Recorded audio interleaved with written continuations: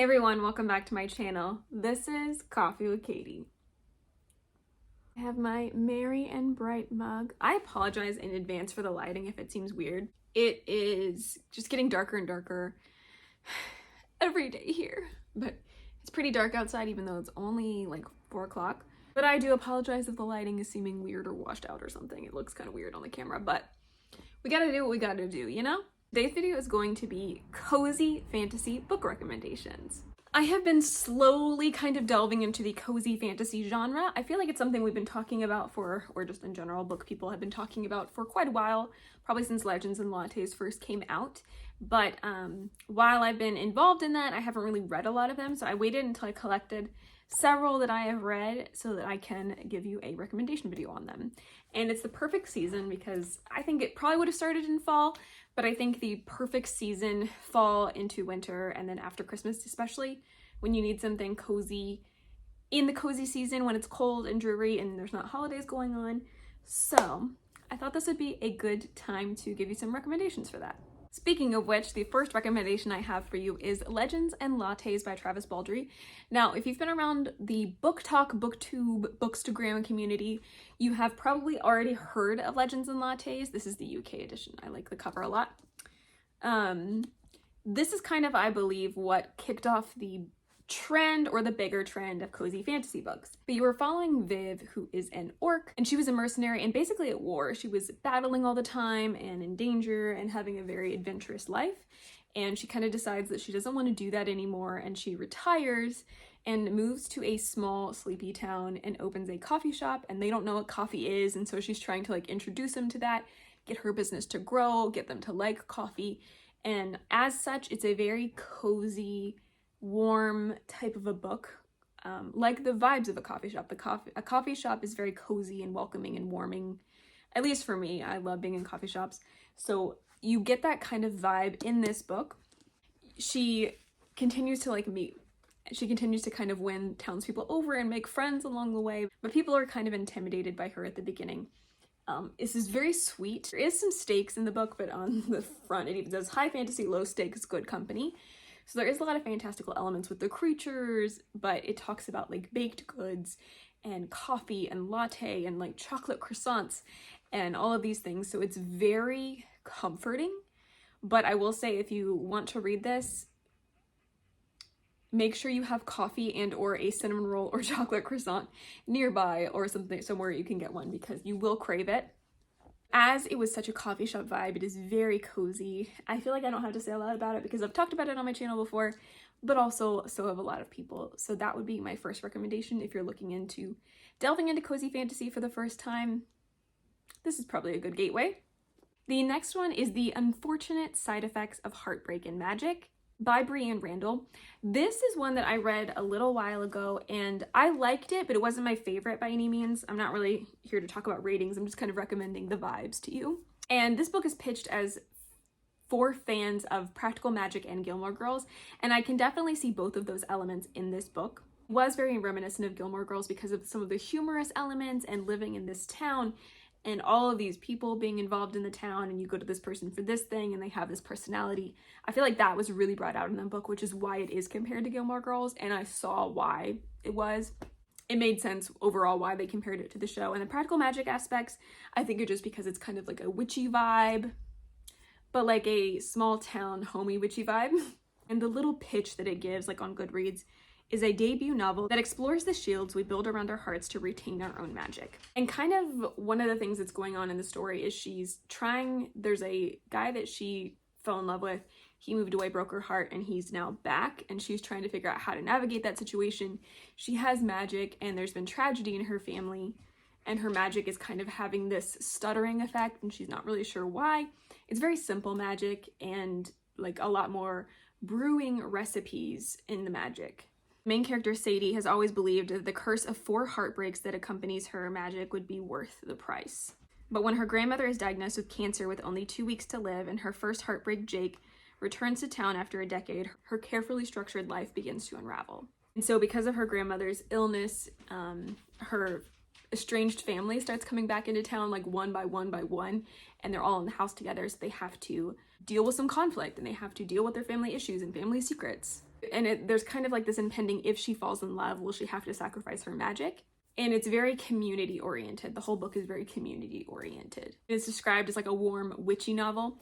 I do think while it sounds really sad and deep, it's not. Like, there are sad things that are happening in the book, but I feel like this could go into a cozy or at least a low-key type of a fantasy. It's more magical realism than fantasy, as it's not huge fantastical elements, but more of this like witchy type magic. One of the things that I found really cozy and comforting about this book is there's a lot of cooking and there's recipes. So there's straight up recipes in the book. Like, I remember one, they were talking about making, it was like a vanilla tea, and they talk about taking the vanilla pods and steeping them in the water. Like, they read the recipe, I was listening to the audiobook, but they read the recipes off to you in the book. And they brew, like, it's like, use this for energy and use this for blah, blah, blah. So because it uses those elements and the community elements and family and just all of that stuff tying into one, it felt homey and a cozy vibe, even though it's not just like a happy-go-lucky book like some of the others are on this list. But I think if any of that stood out to you, even if it is more on the dramatic side, as in like bad things are happening drama, I think you should give it a shot. I think you might like it. It wasn't my favorite, but it wasn't bad, and I think that if those kind of vibes are what you're looking for, maybe this is it. The next one I would like to recommend is A Fellowship of Bakers and Magic by Jay Penner. This is book 1 in the Adina Shire series. And this is a cross, they say, between Lord of the Rings and the Great British Bake Off. And I like the little like summary at the beginning, the little tagline says, a human, a dwarf, and an elf walk into a bake-off. And that's kind of what it is.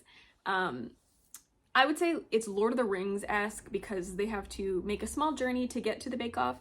And it's like going from Hobbiton to a bake-off. Like, that's kind of the hometown feeling where like nobody really leaves. And there's a lot of things like dwarves and elves. I would say that's as far as it goes with Lord of the Rings. So not very far. But I mean, you have to make a pitch somehow. It's mostly a magical baking competition, which is really fun, right? Especially if you love the Great British Baking Show, the Great British Bake Off. I think you should try this book at least. Even if you aren't a big fan of it, I think you should try it. Especially if you are not a big fantasy person or you don't know how to get into fantasy, or you want to try cozy fantasy, I think this is a good gateway for you. And a big part of this is that the main character is a human. And in these baking competitions, you're allowed to use magic, but because she's a human, she doesn't have magic. So she just has to bake really well. But the elves and the dwarves can use magic to make their baking and their treats more delightful. They can infuse them with things. It makes them more elevated. She's the underdog, but it's almost like she has to work doubly hard if she was going to be in this competition or even win the competition at all. It's unheard of for a human to be in these competitions, and she ends up making it. It's almost frowned upon that she's in the competition. Like, everybody's shocked or horrified that a human is in the competition, and they're like, you shouldn't even be here. Like, that's kind of the situation. And I'll read you a little bit of the summary here. It says, while competing, she'll set off on a journey of mouthwatering pastries, self-discovery, heartwarming friendships, and romance while questioning whether the baking battle is the true prize. Escape to a delightful, cozy fantasy where every twist is a treat and every turn a step closer to home. There's a lot going on in this book. I liked the friendships. I liked the baking. The competition aspect of the baking competition is very fun, especially if you do enjoy watching shows like that. It's cool to think of it as like a magical baking competition. I just thought that was really unique, and that just set this cozy fantasy apart for me and why I was interested in it. It's more of an indie publishing kind of a situation, so if you haven't heard of it, I'm not super surprised. She has a couple more books in the series. I haven't started the other ones, but the second one is about books, so it kind of follows a little bit of a similar path theme-wise as Legends and Lattes, but I don't think the stories are similar at all, really. I thought it was cute. I thought it was fun. Very cozy, very low stakes. Like, there might be some things that you obviously get upset about because there has to be some sort of plot, right? But I thought it was done pretty well and really cute and sweet. And even if the story didn't go the way I necessarily thought it would, it's still a cozy fantasy where you get to talk a lot about baking. There's that one as well. And the next is one that I read recently, and that is The Spell Shop by Sarah Beth Durst. This is definitely cozy fantasy, but it is a little bit more adventurous than the others. I would say it seems that a key element in cozy fantasy for most of these is a cooking or food element, which is interesting, but I do understand why, because food makes people comforted and cozy and homey. So in this, you're following the main character who's working in a big city, and she's a librarian that works with magical books. and there's an attack and like a rebellion situation, and the library is on fire, and she rescues some of these books, but you're not allowed to use magic or books, especially outside of sanctioned situations. So she steals them to save them and takes them to the small town that she was born but didn't, and maybe grew up in a little bit, but they moved when she was very young, so she doesn't really know the town anymore, and she doesn't necessarily feel at home, even though people would recognize her name. So she goes back and kind of tries to fix up her family's old cottage, and she realizes that the local bakery doesn't have jam. They have no way to have jam because there's been a lack of support from the city and just different magics and stuff, and the different wizards and things, so they don't have a lot of produce as they should.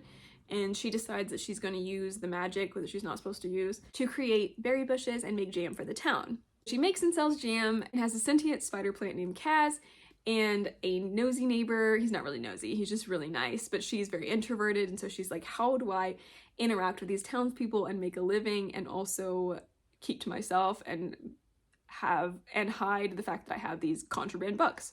This was very cozy as well. There's a little bit more adventurous elements in this, I would say, than some, but definitely cozy and cute and heartwarming. Even the stuff that's like a little bit tense is not that bad. It's funny, it's cute, those kinds of cozy vibes. So I would recommend you check this out as well. The next one is a book that I absolutely love, and that is Emily Wilde's Encyclopedia of Fairies by Heather Fawcett. This is a little bit more, it has a little bit more danger and a little bit more adventure than some of the other cozy fantasies, but I do think this is kind of cozy fantasy.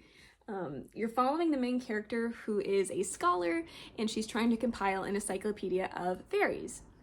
But the fairy and the fae in this world are sinister and dangerous and very tricky, so she is obviously studying them and knows how to interact with them, but there are like a lot of dangerous elements that she gets herself into, and she ends up having her colleague, Wendell.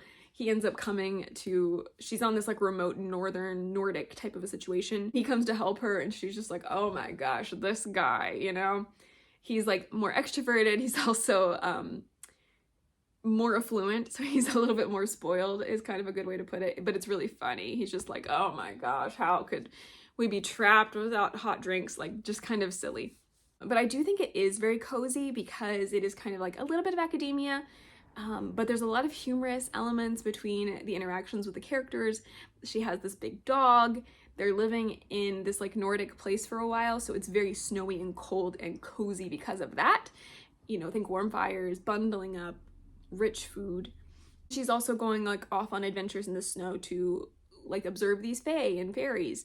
So there, like I said, there's more dangerous elements to this, but I do think overall it's got a very cozy vibe, and it's got lots of like whimsy with all of the fae stuff and trickery, and the interactions between her and Wendell specifically are hilarious and just so cute and funny. So it gave me like all the feels and vibes. So I really, really like this, and I would consider this cozy fantasy, and if you haven't picked this one up yet, you absolutely should. I don't think you'll regret it because it was so good. Next, I'm going to say that this is kind of a cozy fantasy, and that is Howl's Moving Castle by Diana Wynne Jones. I also recently read this. You're following a girl who is working in a hat shop, and a witch curses her to be trapped in an old woman's body. So she's basically like herself, but old woman. And she seeks out this wizard named Howl, who is said to be heartless and that he preys on girls and eats their hearts. But she thinks he's the only one that can reverse the curse, and so she seeks out him in his moving castle and finds it, and they just go on all of these adventures.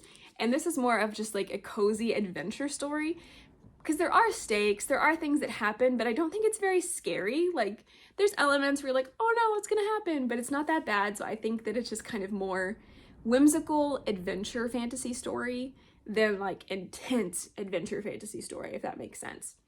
So I do think this could be classified as cozy. It's a very fun story, and it's a very fun ride. So if you want something on the more adventurous side, less coffee shop sitting cozy vibe, I would go for this one.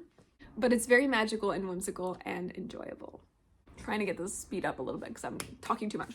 I would also put this book on here as cozy fantasy in some way, and that is Tress of the Emerald Sea by Brandon Sanderson. I actually really liked this book. It's kind of said to be a little bit of a Princess Bride retelling, but you're following Tress, who is this young girl that is trying to save this boy that she really likes, and she ends up trying to sail the seas to find him.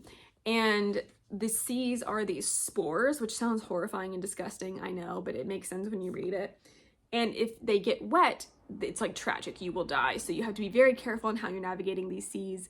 And that's why it's the Emerald Sea. You have to be very careful about how you're interacting with the environment. But she's also trying to sail to save somebody and find things. And she also has this like love of cups, which is very cute and cozy. But I think like it's a pirate story essentially, like a sailing pirate story. But if you think of like the Princess Bride and how cozy and like endearing and nostalgic that can be, I feel like those vibes get pulled out of this. Because she's on this adventure and this journey, and you know, things are just kind of working out for her. She has to do weird things or work out certain things. She has to barter with a pirate captain or, you know, a dragon, and just like all of these, I want to say whimsical, but it's not as whimsical. It's more adventurous and fun. And I think that if you're wanting to get into more serious fantasy books, that this would also be a good gateway. It's less cozy and easy than the others, but it's very fun and adventurous and would pull you in. So I would say if you're trying to delve into more deep, hardcore, adult-ish fantasy, then give this a try. I don't think this is adult. I think it's considered YA, but I think it's a good gateway. So if you're scared of fantasy and cozy fantasy feels more homey to you and more like doable, I would give this a try if you're ready for like the next step. So definitely check out this one. I really liked this more than I thought I would, to be honest. And last, but certainly not least, I want to talk about Welcome to Fae Cafe by Jennifer Kropf. I just read this and I absolutely fell in love with it. It is definitely a cozy fantasy, but it has adventurous elements, dangerous elements, assassination attempts, and coffee. So for this, you're following a main character who, through a series of unfortunate events, she has broken fairy law and is being tracked down by this Fae prince and his band of assassins. So they're trying to hunt her down, but things keep going terribly wrong. And she is at the same time trying to open this cafe.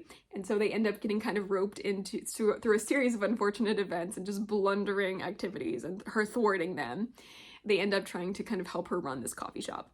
It's not exactly like Legends and Lattes. Like there's a lot more going on in the story and the plot where it's like a lot of them trying to trick her before she can trick them and vice versa. And she's basically just trying not to get murdered by all of them. But it's very humorous and lighthearted, even though that is the plot. And it's really funny. Like all of the characters, how they interact with each other, hilarious. How she's like tricking them and they're like, dang it, hilarious. How they're interacting with the human world, so funny. Like there's a scene with oatmeal raisin cookies. I was dying laughing out loud. It's really funny. I can't tell you how funny this book is. I really loved it. It was so much fun. There's danger, there's intrigue, there's fighting, there's coffee and cozy vibes, there's like some holiday stuff in here, there is a little bit of romance. Like it's just so good and so fun. I really loved this. I thought I would like it a lot, but I loved it. 5 stars. Go read this if you haven't. So good. I fell in love with all of the characters and I cannot wait to read book 2. So excited. Loved it so much. Very cozy, but a lot more on the humorous side. I would say if you want like a little bit of adventure, a little bit of tension, coffee shop vibes, but a lot of hilarity with like people not knowing, with like Fae, not knowing how to interact with the real human world, read it immediately. Loved it. Those are all of my recommendations for some cozy fantasy books. Let me know if any of these are intriguing to you. And please comment down below and let me know your favorite cozy fantasy book, especially if I didn't mention it. But for now, that is it for today's video. Please like this video if you liked it, subscribe if you want to, and I will see you next time. Stay safe and caffeinated. Bye.